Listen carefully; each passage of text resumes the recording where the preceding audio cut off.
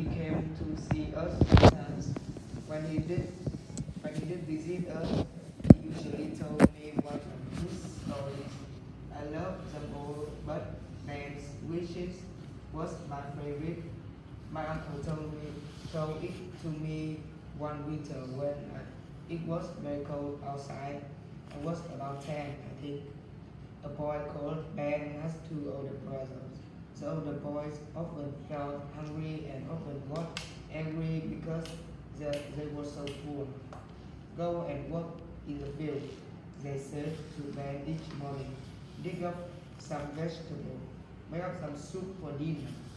Ben always answered in the same way.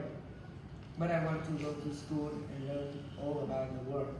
The brother just laughed and said, don't be silly, you aren't clever enough to go to school like us. So Ben didn't go anywhere. He just worked in the field in the rain, digging and planting and digging.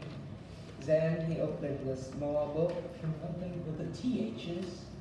The Zen, not Zen, but stick your tongue out for the pronunciation of the TH.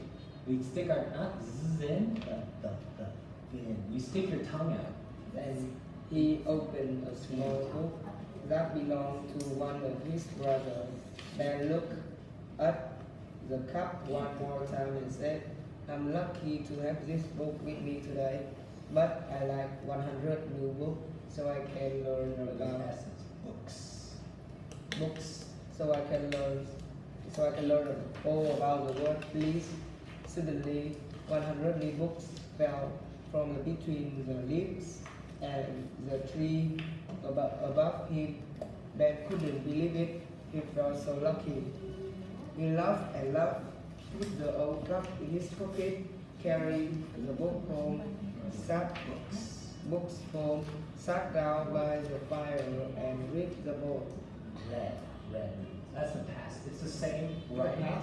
The past tense is read. In the future tense, the present tense is read.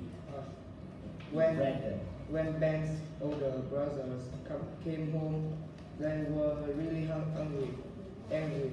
Where's our dinner? Where's our vegetable soup? They shouted. Ben looked up and said, I found an old cup in the field today. I think it's understandable fish. It gave me hot chocolate, one coat, and 100 new books to read. I've learned all about the world and all the animals that live in our world too. If you want your dinner, just ask a silver cup for it. Good. The two older brothers looked at Ben's new coat, his new book, and the silver cup on the books and the silver cup on the table. One of them picked it up. He got very angry. We have a wish to give us our dinner. We want it this minute, he said. The empty bowls were suddenly full of vegetable soup. The brothers couldn't believe it.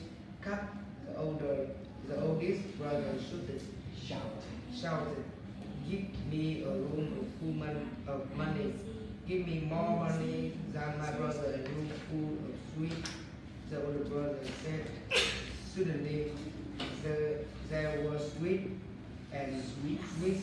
and money everywhere. The brothers began to fight. Give me that cup, older shouted. No, the other one said, it's mine. It's not yours. Give it to me. The cup fell on the ground and broke. All the sweets, the money, the vegetable soup, Ben's one coat, and his 100 new books disappeared. They were nowhere in the house.